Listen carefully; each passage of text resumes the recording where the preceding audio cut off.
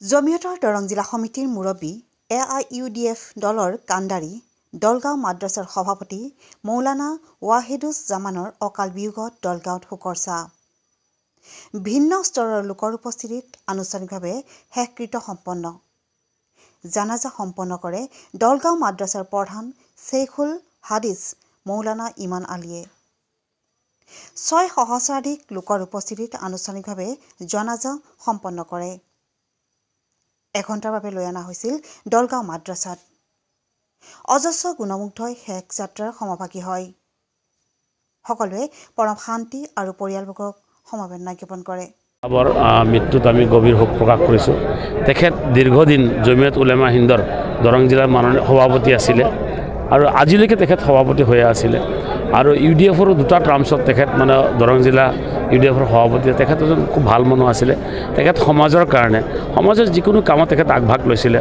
সমাজখন উন্নতি কৰাৰ ক্ষেত্ৰত সমাজৰ যিকোনো আপদ বিপদ হ'লে সামাজিক এজন প্ৰাণী আছিল বুলি ক'ব লাগিব। সমাজপ্ৰিয় মানুহ এজন আছিলে।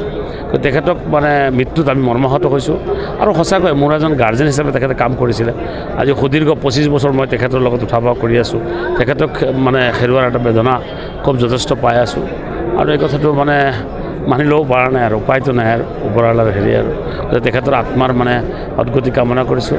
আল্লাহৰ তাত আমি হেৰি কৰিছোঁ, দোৱা মাগিছোঁ যাতে তেখেত যাতে জান্নাতুল ফেৰদৌছ নচিব কৰে আৰু আল্লাহ যাতে তেখেত জান্নাত নচিব কৰে।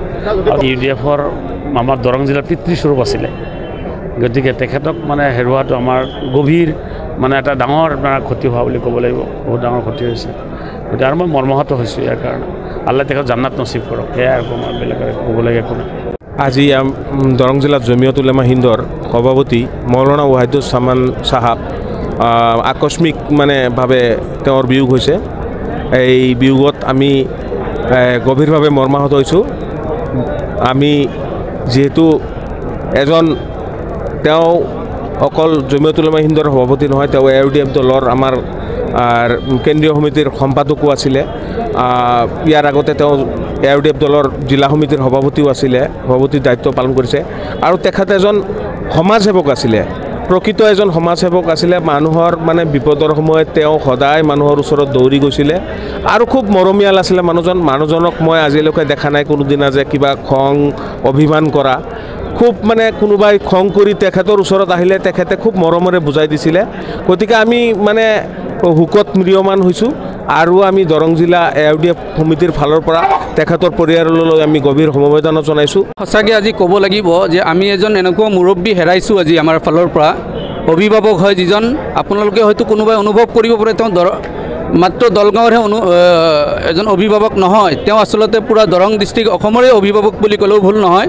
অসমৰ কোনে কোনে তেওঁক চিনি পোৱা মানুহ আছিলে। এটা সময় এটা পিৰিয়ড তেওঁ জমিয়তৰ লগত মাদ্ৰাছাৰ লগত এটা সময় তেওঁ পাৰ কৰিছে। বিশেষভাৱে এতিয়া দলগাঁও মাদ্ৰাছাৰ দাৰুল হাদিছ মদিনাতুল দলগাঁও মাদ্ৰাছাৰ তেওঁ সভাপতি আছিলে। দৰং ডিষ্ট্ৰিক্ট জমিয়ত উলামাৰ 7 বাৰৰ সভাপতি। হয়তো অসমত কম এনেকুৱা ব্যক্তি ওলাব যিয়ে নেকি 7 বাৰলৈকে সভাপতি হৈ আছিলে একে লেঠাৰিয়ে। তেওঁৰ এই গুণৰ কাৰণে দৰংবাসী ৰাইজে অন্য ব্যক্তিসকলে তেওঁক আজি পাহৰিব পৰা নাই। সকলোৱে কান্দিছে, সকলোৱে দোৱা কৰিছে তেওঁৰ কাৰণে। বিশেষভাৱে এতিয়া জমিয়ত উলামাৰ চেণ্ট্ৰেলৰ পৰা আমাৰ ইয়াতে মানুহ আহি পাইছে। ইতিমধ্যে তেওঁলোকেও খবৰ কৰিছে। জানাজাত বহু ব্যক্তি আহিছে, বহু ব্যক্তি আহিব পৰা নাই ৰাস্তাত বৰষুণৰ কাৰণে। যিসকল ব্যক্তি ইয়াতে ইতিমধ্যে উপস্থিত হৈছে তেওঁলোকক আমি শুভেচ্ছা জনাইছোঁ যে তেওঁলোকে আজি ইয়াতে আহিছে আৰু যিসকল ব্যক্তি ইতিমধ্যে আহিব পৰা নাই তেওঁলোকৰ ওচৰত তেওঁলোকৰ কাৰণে আমি চিৰকৃতজ্ঞ যে তেওঁলোকে প্ৰয়াস কৰিছে, চেষ্টা কৰিছে কিন্তু আহিব পৰা নাই। দ্ৰুত ইণ্টাৰনেট, দ্ৰুত সংযোগ এতিয়া এমনেট ফাইবাৰ ফাষ্টৰ সৈতে। বাফাৰ নহয়, স্পীড উৰত। নয়ন ইনফৰটেকৰ এমনেট ব্ৰডবেণ্ড ব্যৱহাৰ কৰক। 3 মাহৰ ফ্ৰী ইনষ্টলেশ্যন পোৱা যায় মাত্ৰ 342ৰ পৰা। অসমৰ প্ৰতিটো ঘৰত দ্ৰুত ইণ্টাৰনেট এমনেট ফাইবাৰ ফাষ্ট আপোনাৰ লগত। অনলাইন কাম, খেল আৰু বিনোদন একে ইণ্টাৰনেটত সম্ভৱ। আপোনাৰ স্পীড আপোনাৰ পচন্দ 30 Mbps-ৰ পৰা 155 Mbps-লৈ। এতিয়া ধীৰ ইণ্টাৰনেটক বিদায় দি ফাইবাৰ ফাষ্ট লৈ আহক। অসমত প্ৰথম দ্ৰুততম ইণ্টাৰনেট সেৱা MS নয়ন ইনফৰটেকৰ পৰা। নতুন যুগৰ নতুন স্পীড ফাইবাৰ ফাষ্ট ঘৰলৈ।